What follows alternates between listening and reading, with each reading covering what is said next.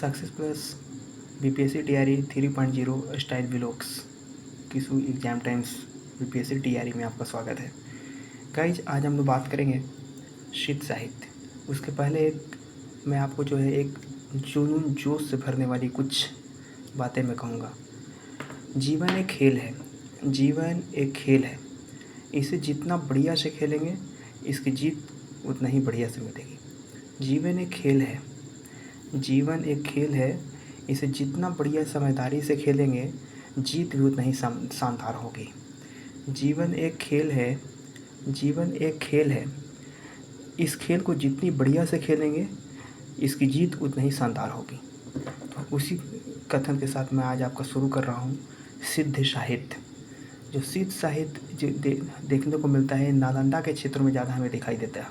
देखिए सिद्ध साहित्य, सिद्ध साहित्य, पूरा साहित्य का जान सिद्ध साहित्य है। यानी पूरा जो हिंदी साहित्य है उसका पूरा जो जान है वो सिद्ध साहित्य है। यानी हम इसे कह सकते हैं कि सिद्ध साहित्य जो है एक जो है पूरा साहित्य का हृदय है। यानी किसी भी जीव का अगर हृदय नहीं हो तो वही जीव जो है जिंदा नहीं रह पाएगा। उसी प्रकार अगर पूरा साहित्य में से अगर सिद्ध को निकाल दिया जाए सिद्ध साहित्य से तो फिर हृदय, फिर जो साहित्य का जो है कोई अर्थ नहीं रह पाएगा।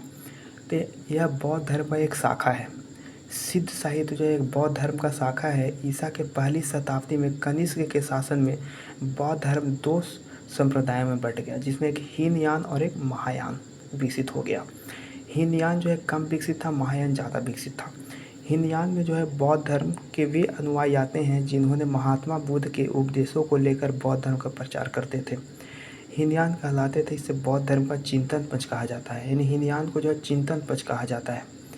इसको याद रखने का तरीका है कि हीनयान, हीनयान में ना आता है, चिंतन में भी ना आता है। और ये हीनयान का मतलब कम विकसित होने का वजह यही था कि हीनयान जो भी गौतम बुद्ध जो बताए थे, मतलब महात्मा बुद्ध जो भी बताए थे उसी को जो है उपदेश को मानकर चलते थे, नहीं इससे ज़्यादा न कम। यानी ये कहा जाए कि अगर एक शिक्षक बच्चा को बोल दिया जाए कि सीधे रास्ता से घर जाना, अगर सीधे रास्ता से घर जाना है, अगर मान लेते हैं उसको घर जाने के लिए बायां लेना पड़ेगा, तो बच्चा अगर बायां ना लेकर सीधे अगर चला जाएगा तो गलत रास्ता पे चला जाएगा। उसी प्रकार उसका वजह, इसका वजह है कम विकसित करने का सबसे बड़ा वजह उसका यही है। इसी प्रकार यहाँ से इस पंक्ति से हमें यही सीख मिलती है कि जीवन में अगर कोई बोले कि आपको सीधा रास्ता से जाना है तो ठीक है, वो रास्ता का इस्तेमाल करना है, लेकिन अपना भी शिक्षा का, अपना ही बुद्धि का इस्तेमाल करना होता है, नहीं तो आप फिर गलत दिशा में चले जाएंगे। उसका है महायान।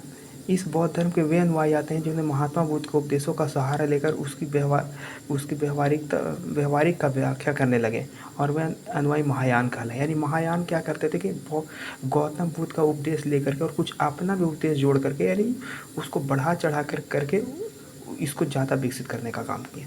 जैसे होता है कि अगर शिक्षक पढ़ाए एक लाइन और उसे जो होता है अपने से जोड़ करके उसको 2 लाइन लिखनी है, तो उसी प्रकार महायान में किया गया है। फिर जो है फिर क्या है, इस परंपरा के अनुसार बौद्ध धर्म अपने सरलता रूप में आने के कारण अनेक प्रदेशों में इनका प्रचार हो गया और अनेक दार्शनिक और विचारक उत्पन्न हुआ। किंतु 6वीं शताब्दी में शंकराचार्य के दर्शन ने बौद्ध धर्म को आघात किया, जिसके कारण बौद्ध धर्म अनुयायी अपने संप्रदाय में जीवित रहने के लिए धर्म का स्वतंत्र अनुराग किया। उसके बाद यहाँ पे क्या है कि 84 सिद्धों में 4 महिलाएं हैं कमल में। इन्हें एक याद करने का तरीका है कि 4 सिद्धों की संख्या 84 है और जिसमें 4 महिलाएं हैं, जिसमें 4 में तरीका याद करने का स्मृति मंत्र कमल में। यानी का से जो होता है कन्हल्पा और म से जो होता है मणिभक्का और ल से जो होता है लक्ष्मीकारा और मे से जो होता है मेघभनिका। उसका में परिवर्तन कर लिया। जनता अपने प्रभाव में लाने के लिए तंत्र मंत्र पूजा पाठ आदि का सहारा लेकर के धर्म का प्रचार करने लगे। वे लोग स्वयं को सामान्य जनता पर अलौकिक शक्ति का संबंध दावा करते और अपनी सिद्ध के द्वारा अनुयायियों अपने धर्म का प्रचार प्रसार कर सिखाते थे। इस प्रकार वे अनुयायी सिद्ध कहलाते थे। सिद्धों की संख्या 84 है, जिसमें प्रमुख इन सबसे जो होता है ऊंचा स्थान अगर बोला जाए तो लुइपा का, लेकिन सबसे पहला जो है प्रमुख सरहप्पा का। यानी सिद्ध में सबसे पहला सिद्ध कौन है? सरहप्पा है। और सबसे जो होता है ऊंचा स्थान किसका है? लुइपा का। सिद्धों के अंत में के नाम में पास शब्द आदर के लिए लगाया जाता है। इसे शुक्ल जी स्त्रियों का वर्णन किया है। कनखलापा, मणिभापा, लक्ष्मीकारा, मणिभापा, इस तरह से। और उसको जो होता है अन्य विद्वान जो है 4 माने, यानी शुक्ल के अनुसार जो है 3 महिला थी सिद्धों में। देखिए अन्य जो है तो 4 को मानते हैं। सिद्धों में 84 है, महिला 4 है, शुक्ल के अनुसार 3 है। इन स्त्रियों को योगिनी कहा जाता है, यानी जो भी 4 महिलाएं इसको योगिनी कहा जाता है। सिद्ध भारत के पूर्वी भाग में रहते थे।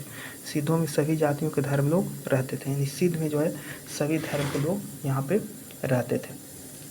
बेंटल ने सबसे पहले सिद्ध किया, सिद्ध साहित्य को सर्वप्रथम संपादन किया, यानी सब सिद्ध साहित्य को सबसे पहले संपादित करने का काम किसने किया? वेंडल ने। लेकिन छोटी जाति के लोग ज़्यादा थे इसमें। इन 84 में सरहप्पा का स्थान प्रथम माना जाता है।